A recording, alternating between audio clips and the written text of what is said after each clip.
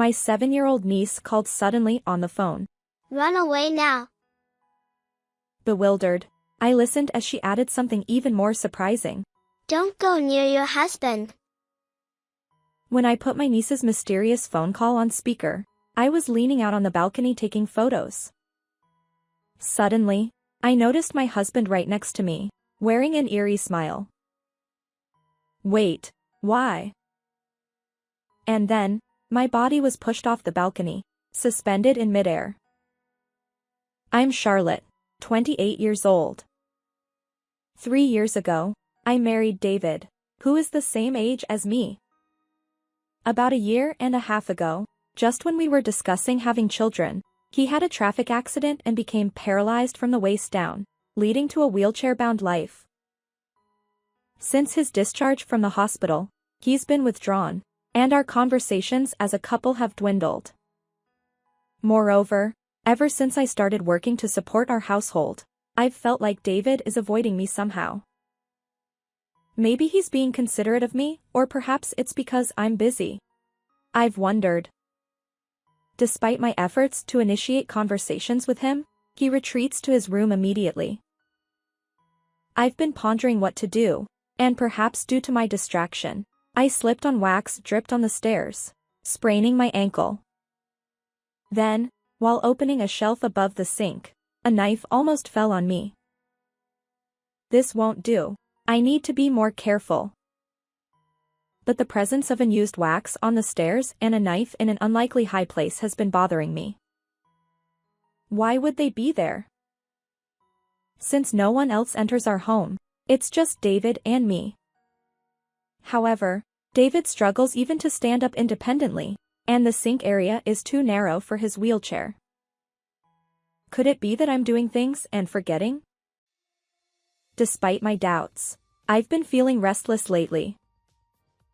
One day, I went to my brother's house to deliver a congratulatory gift for my niece's enrollment. Although I invited my husband, he didn't want to come, so I went alone. It seemed like a good opportunity to discuss our situation with my brother.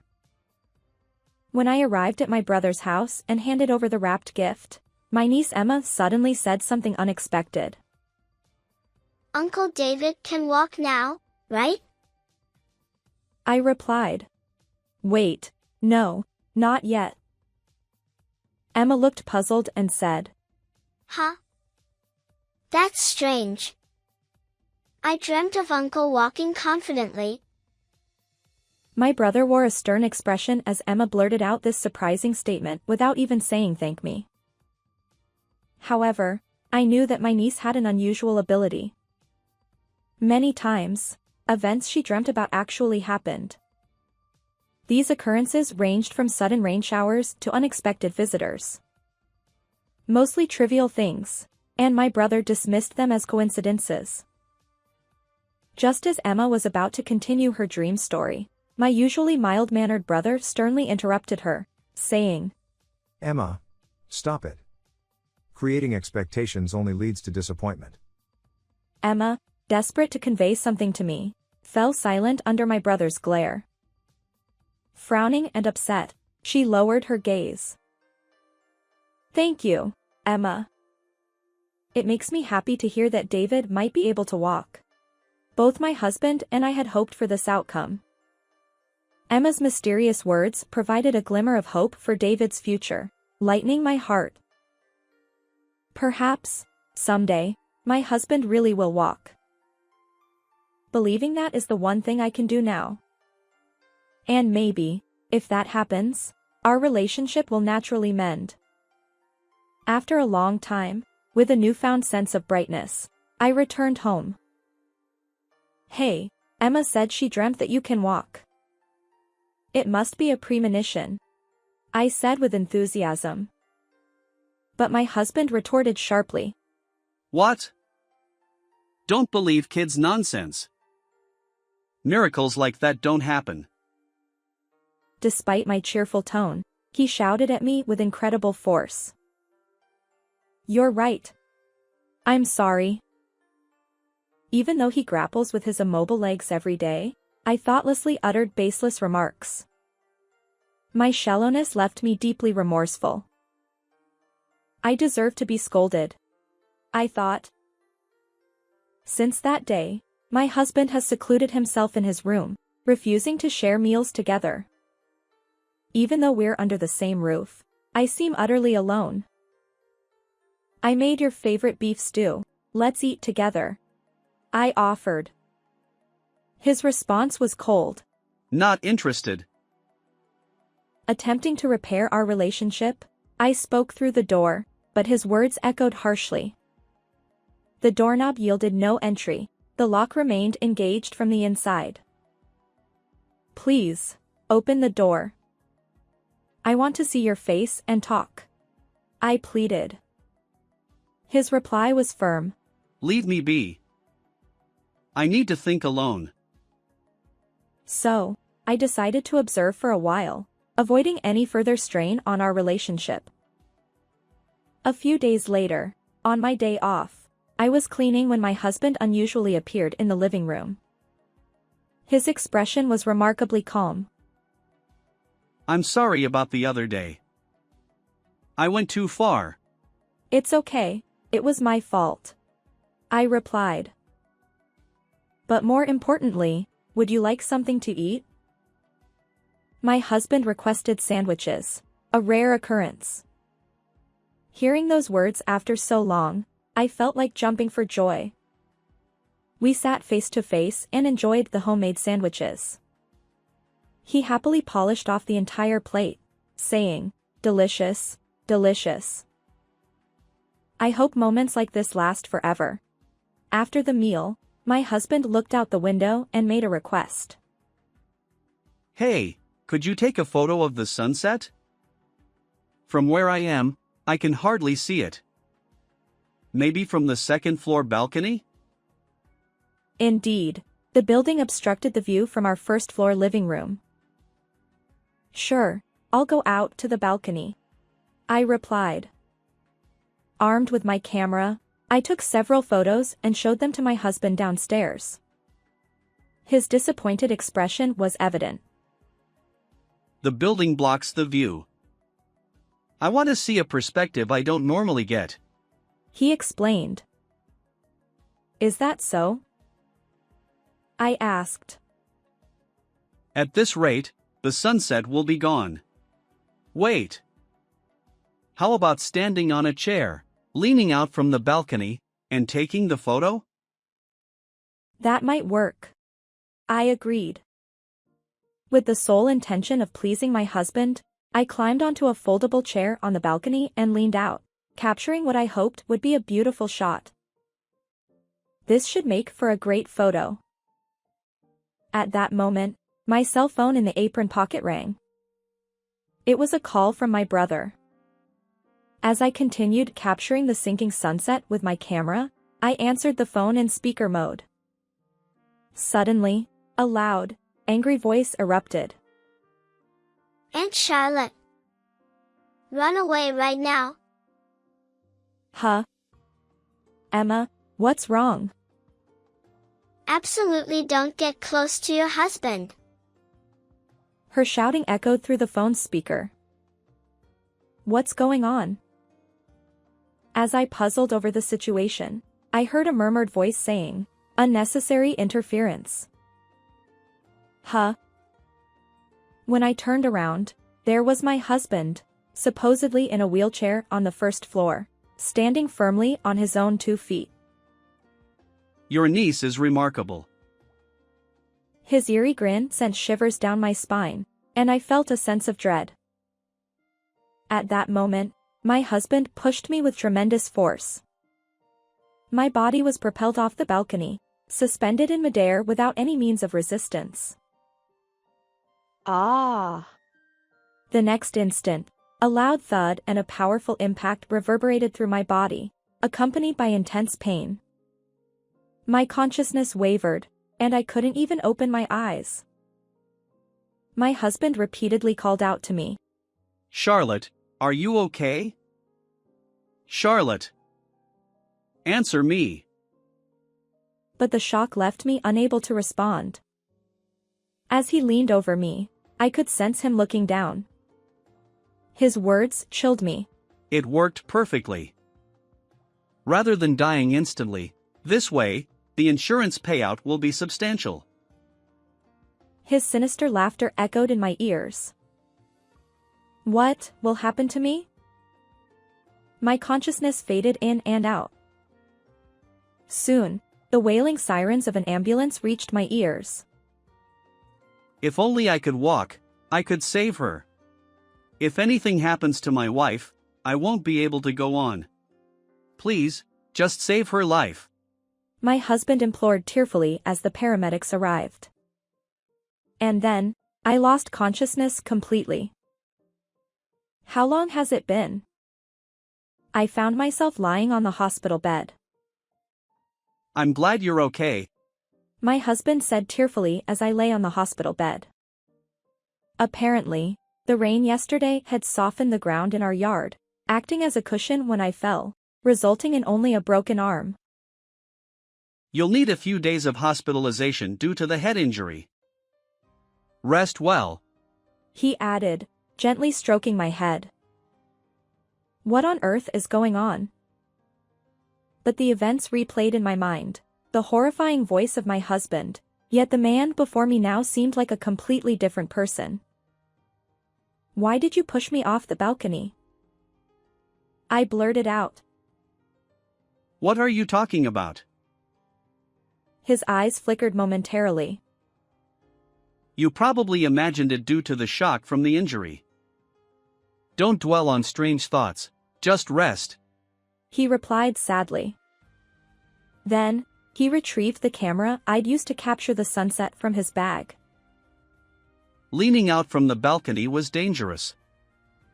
I don't know what you were photographing, but this camera's screen is shattered and unusable. He tossed the broken camera into the trash bin in my hospital room. Yet it was my husband who had asked for the sunset photo. And now, his eyes seemed murky, concealing something darker. Afterward, my husband played the role of a concerned spouse, repeatedly thanking doctors and nurses for taking care of his injured wife, and then he left, leaving me behind. As I observed him calmly spinning his web of lies, my feelings turned icy, and all the love I once had seemed to vanish. Could it be that what Emma said was about this? I wondered, picturing my niece's worried expression and hearing her voice in my mind. Why didn't I take her words more seriously when she tried to help me with her mysterious abilities? The next day, as soon as I could sit up, I contacted my brother. Charlotte, are you okay? Thank goodness. He exclaimed. He had been worried after hearing my screams during our previous phone call. When I informed him about my broken arm and hospitalization, he promised to come right away. My brother arrived at the hospital with my niece in tow. Emma, her eyes filled with sadness, gently stroked my arm, which was encased in a cast. She revealed something surprising. When we last met, I wanted to tell you, Aunt Charlotte, I kept having dreams of you falling from a high place. It seems Emma was right, I replied. Emma had secretly used my brother's phone to call me after having the same dream again. My brother apologized, saying, I should have listened more carefully to what Emma was saying. He continued. From the tone of your phone call, I pieced together most of the situation. As he recounted what he had heard during our call, he revealed shocking facts I hadn't known. Determined, I thought, I'll expose all of that person's lies. And so, I made up my mind. 3 days later, I was discharged and returned home. As I entered the living room, my husband sat in his wheelchair. Oh, you're already discharged? It would have been better if you had taken more time for treatment. He was playing the role of a concerned spouse. His act made me nauseous. When I handed him the photo, his expression changed. Why? The camera was supposed to be broken. He stammered. But the picture was taken with the same camera I'd used to capture the sunset. A candid shot of him standing, about to attack me. The screen was shattered, but the SD card inside still had the photo data. I explained. This proves you can walk, and there's no denying it. He clicked his tongue and slowly rose from the wheelchair. Fine, if I'm caught, so be it. With an air of defiance, he began to confess everything. It appears that after the accident, my husband genuinely couldn't walk at first, but around 2 months later, he gradually regained the ability to walk. However, he continued pretending to be disabled because he believed it would yield higher compensation, insurance payouts, hospital fees, and the like. You've been deceiving me all along, my husband retorted. They say to deceive your enemies, start with your allies. And besides, there's no better deal than this. I've been genuinely worried about you, and I've done so much for you, I replied. He smirked, an unsettling grin on his face. Well, then he added, if you'd stayed in the hospital longer, you could have earned even more. Traffic accidents are the best for payouts. What? I was taken aback. He chuckled. Next time, I'll push you into traffic on a busy street. His laughter was disturbingly out of place. When did he become this person? It was hard to reconcile with the man he used to be. But dwelling on it now wouldn't change anything. Enjoy your laughter while you can.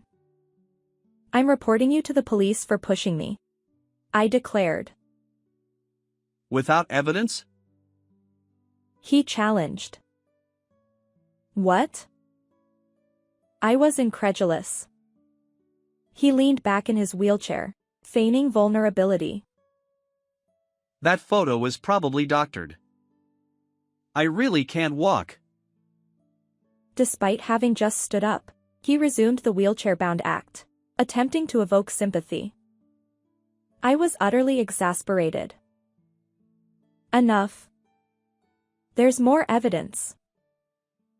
Another piece of evidence was an audio recording where my husband's voice could be heard saying, It worked perfectly.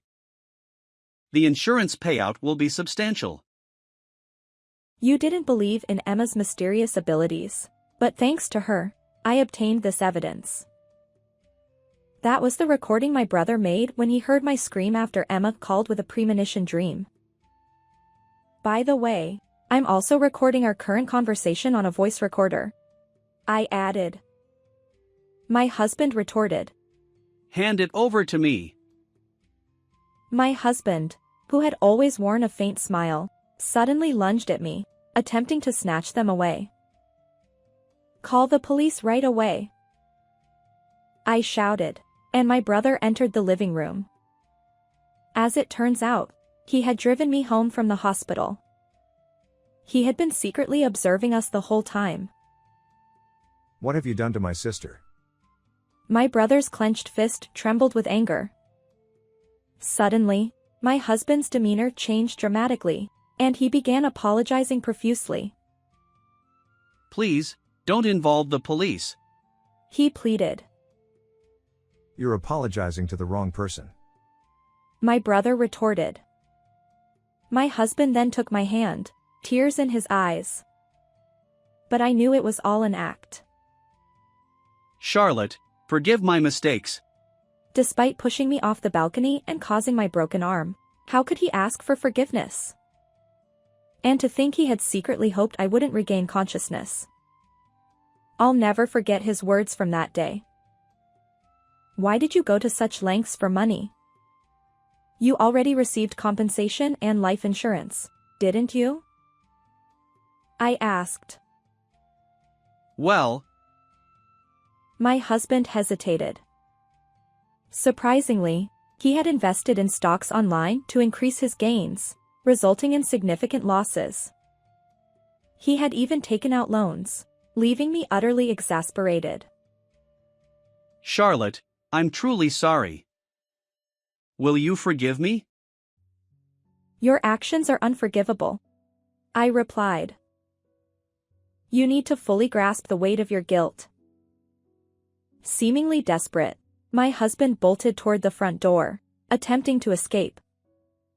But the police arrived just in time, apprehending him immediately. Watching this unfold, Emma murmured with wide-eyed surprise. Uncle David, so you really could walk. Enough. It's your fault. My husband snapped at our innocent niece. Emma calmly responded. You know, I dreamt that Uncle was wearing striped clothes and sitting in a dark room, holding his knees.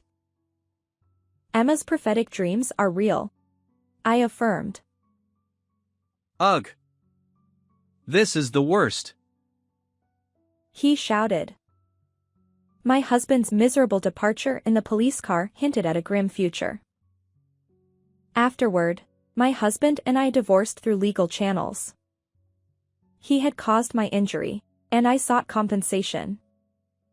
His deception for financial gain ultimately caught up with him, just as my niece had predicted.